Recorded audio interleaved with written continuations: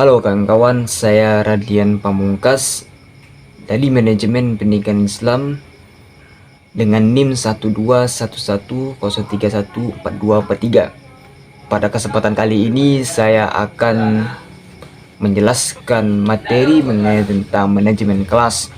Manajemen kelas atau disebut dengan istilah manajemen classroom ialah suatu usaha seorang guru untuk menciptakan kondisi belajar yang efektif.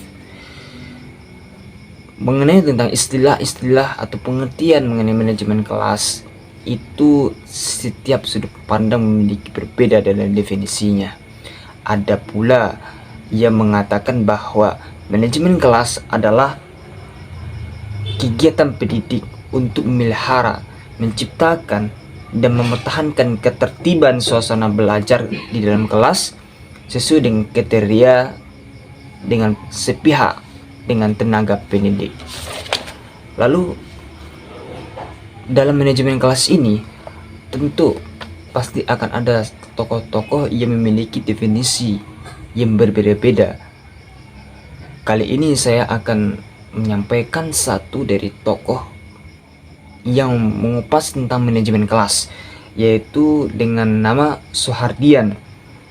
Dia di sini mengatakan bahwa manajemen kelas adalah untuk menciptakan lingkungan belajar yang efektif dan memotivasi siswa sesuai kemampuan mereka. Jadi dari kalimat ini telah kita lihat bahwa yang menjadi subjek terhadap definisi ini ialah mengarah kepada motivasi. Jadi manajemen kelas selain memelihara juga bisa dapat memotivasi siswa dalam belajar mengajar. Selanjutnya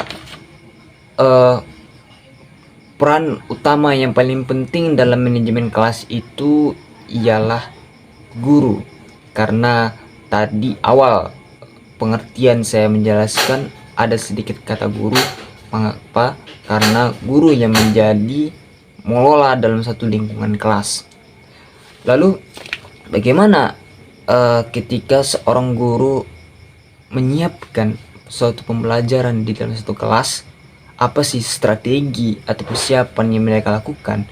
Yakni ada beberapa poin yang bisa saya sampaikan ketika seorang guru dalam melakukan pembelajaran, yaitu yang pertama ialah kesiapan.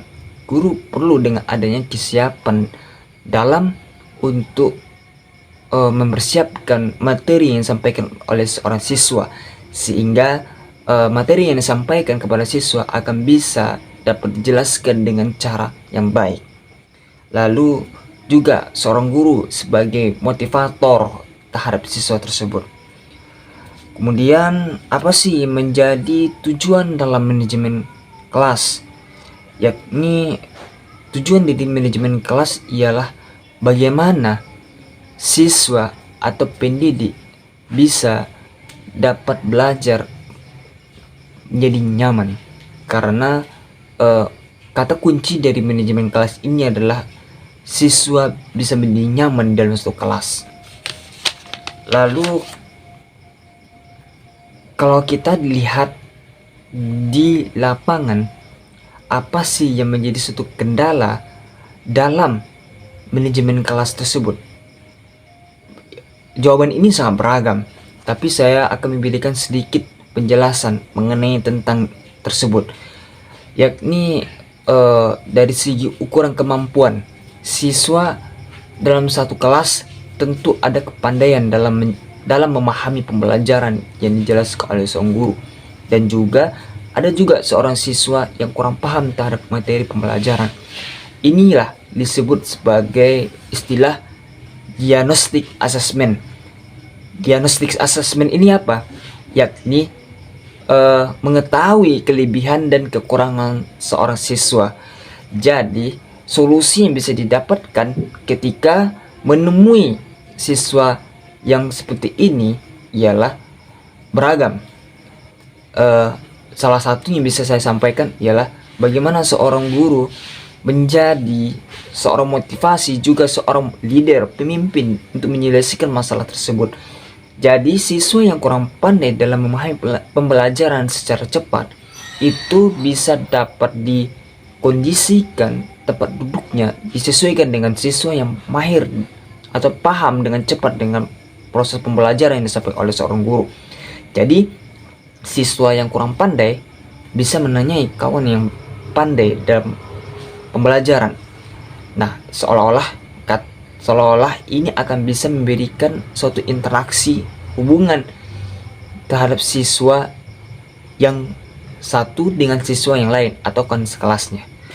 Nah, dapat disimpulkan dari manajemen kelas ini ialah bahwa kita seorang guru tentu memiliki sebuah statement yang harus disiapkan ketika menghadapi namanya pembelajaran di dalam lingkungan kelas, karena berbagai banyak macam faktor ataupun dampak yang akan seorang guru alami ketika menghadapi siswa yang kesulitan dalam proses pembelajarannya.